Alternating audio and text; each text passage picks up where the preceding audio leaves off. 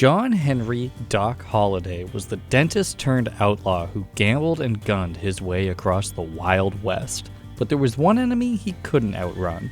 After the OK Corral, the Cochise County Cowboys attacked Doc Holliday's friends. But the Cowboys forgot who they were dealing with. Doc and his gang would go on to exact their swift and unspeakably brutal revenge. But we'll get back to that. Doc Holliday was born in August of 1851 in Griffin, Georgia. His father, a distinguished veteran, was a well-respected man and ensured that his son received a classical education in Latin, mathematics, and history. By all accounts, Holliday came from a respectable family. Unfortunately, fate tore that family apart and changed the course of his life forever. Shortly after his 15th birthday, Holliday's mother passed away from tuberculosis along with his adopted brother. Holliday studied dentistry, graduating from the Pennsylvania College of Dental Surgery at the tender age of 20. In fact, the college had to hold on to Holliday's diploma until he turned 21, as he was technically too young to perform dental surgery. Holliday was working in Atlanta and living with his uncle to save up for his own practice when fate intervened. Around that time, Holliday learned the devastating news that he had contracted tuberculosis, likely from his mother, years earlier. Under the advice of his physician, he sought out drier climes for his condition. Holliday left Georgia and eventually settled in Dallas, Texas. For a while, he ran a successful dentistry business with his father's friend, Dr. John A. Seeger. They even won an award at the county fair for Best Set of Gold Teeth, amongst others. Holliday's tuberculosis worsened, and he frequently broke out into coughing fits during dental surgery. Slowly, his dental practice began to decline, and Holliday turned to gambling to foot his bills. While gambling in Dallas, Holliday had his first confirmed gunfight.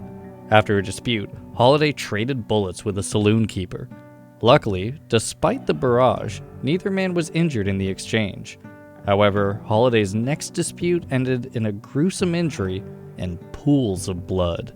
With the tensions in Texas mounting, Holliday followed his lady luck all the way to Denver, Colorado. However, even there, his temper got him into trouble. Holliday got into an argument with the infamous gambler Bud Ryan. When things got heated, Holliday lunged at Ryan with a knife and seriously wounded him. Holliday bounced around the Wild West for about a year, eventually arriving in Breckenridge, Texas. Clearly, however, nothing had changed.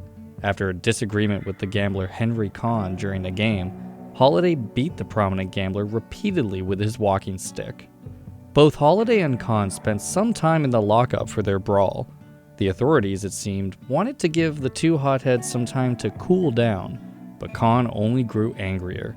Later that same day, after the authorities had released them, Kahn approached an unarmed Holliday and gave him his best shot.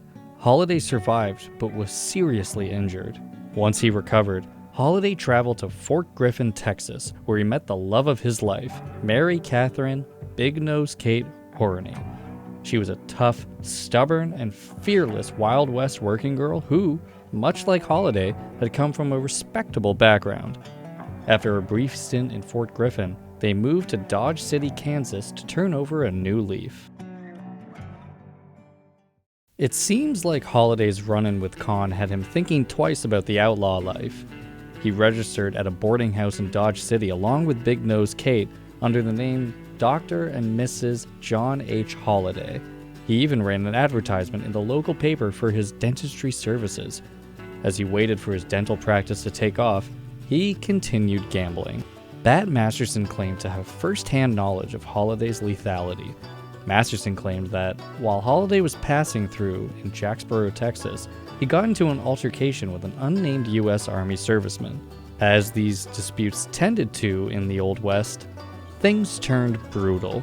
Masterson claimed that Holliday and this unnamed serviceman got into an exchange of bullets. Naturally, Holliday got the better of the situation and vanquished his opponent.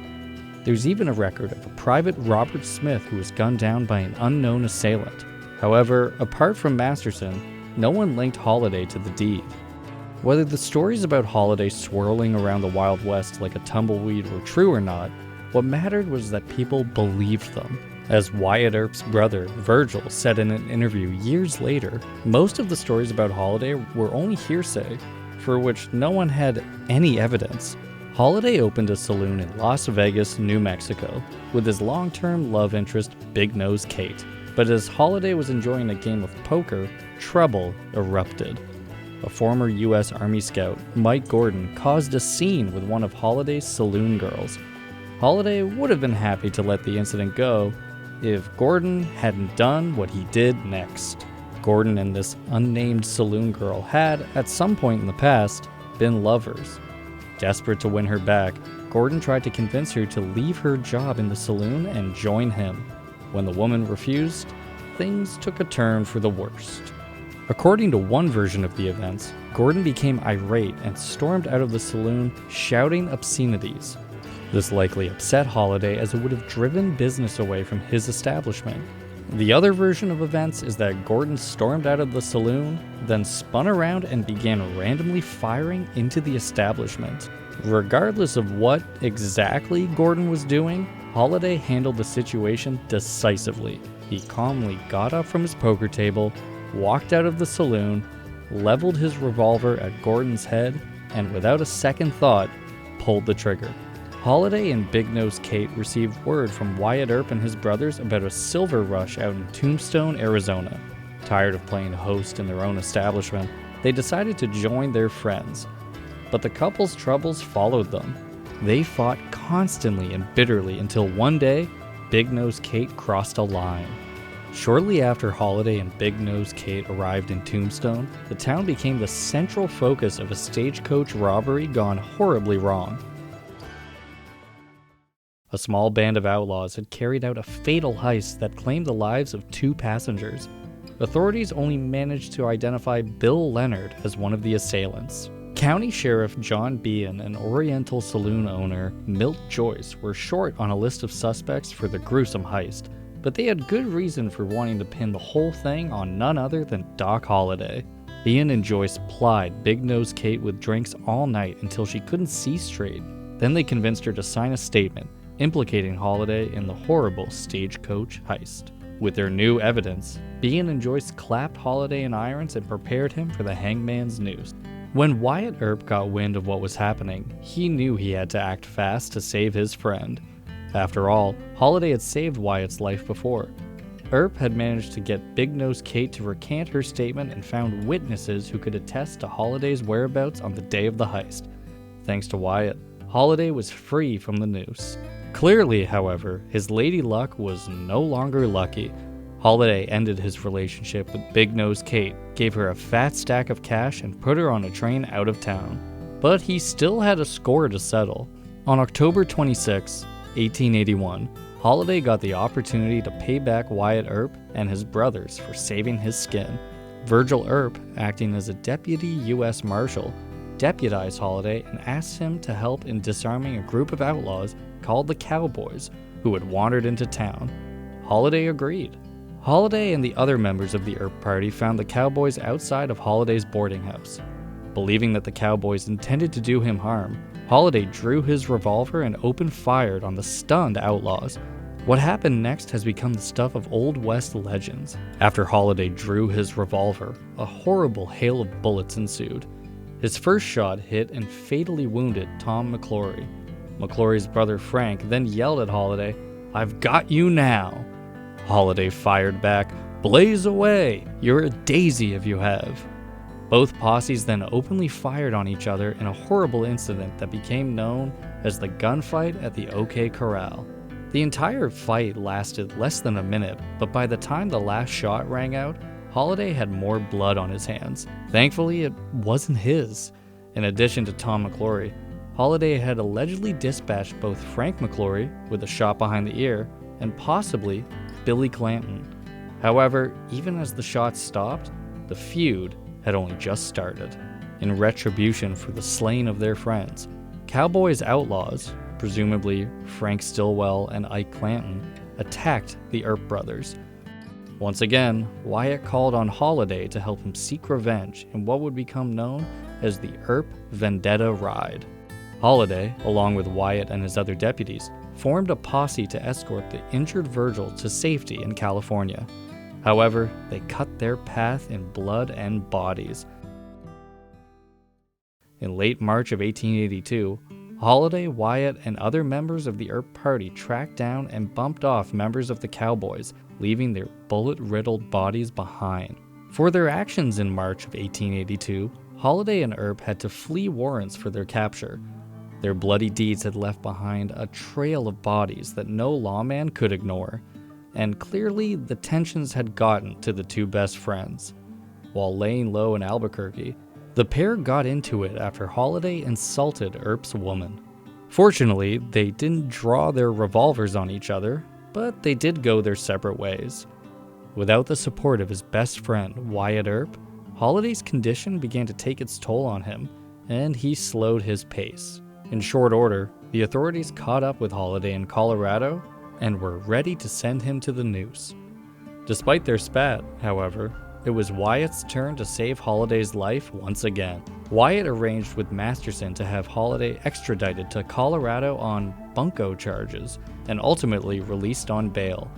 Of course, a simple brush with the law did nothing to stop Holliday from seeking revenge on his enemies. Despite the fact that he was mostly flying solo and that his health was steadily declining, it's possible that Holliday continued hunting down cowboys and settling old scores. When the cowboy outlaw Johnny Ringo, for example, turned up with a bullet in his head, rumors began circulating that Holliday had done the deed. By 1884, Holliday's health had taken a turn for the worse, and he was running out of money. To get by, he had borrowed the small sum of $5 from William J. Billy Allen, a bartender of the Monarch Saloon in Leadville, Colorado. Instead of gratitude, it seemed that Holliday only ever intended to pay back Allen with lead to his head. Allen demanded that Holliday pay back the loan by August 19th, or else. With his health failing him, Holliday knew that he couldn't get the money. More importantly, seeing as though he was so close to his own grave, he knew he had nothing to lose. He knew when and where Allen would be to settle their business. On August 19th, Holliday waited for Allen at Hyman's Saloon, a favorite of the bartenders. When Allen walked in, Holliday pulled out his piece and fired, but his illness had even taken its toll on his once impeccable aim. The bullet missed Allen and hit the doorframe behind him. Stunned, Allen turned to run, but tripped. Holliday seized on the opportunity. Standing almost directly over Allen, Holliday fired again. This time, he didn't miss. The bullet entered through Allen's upper right arm, between his shoulder and elbow, and tore through the entire thing, severing an artery. Allen stumbled to his feet, staggered onto the wall, and then collapsed into the arms of an onlooker. Unbelievably, Allen survived Holliday's ruthless attack. The authorities charged Holliday for the incident and put him on trial. However, the jury found that Holliday had acted in self-defense, given that Allen had threatened him before. As such, Holliday was free to live out his final days. He just didn't have many of them left. Holliday's health declined rapidly after that. He eventually settled at Hotel Glenwood, hoping that the sulfur fumes would cure him. Suffice to say, the noxious gases did not help his situation. As he drew his final breaths, he asked his nurse for a shot of hooch. When she declined, he remarked, "This is funny," staring at his bare feet. He had always imagined that he would pass away with his boots on, in a bloody hail of bullets. Before losing his battle with tuberculosis, Holliday had made peace with both his friend Wyatt Earp and his common-law wife, Big Nose Kate. Despite the hard life he had lived, he expressed no regrets. A few years earlier, a reporter had asked him whether his bloody deeds and feuds weighed on his conscience. Holliday simply replied, "I coughed that up with my lungs years ago." Thanks for watching History Exposé. If you love uncovering the best stories in history, hit like and subscribe to keep exploring with us. Don't forget to visit our main page, Factinate, for more incredible facts about everything.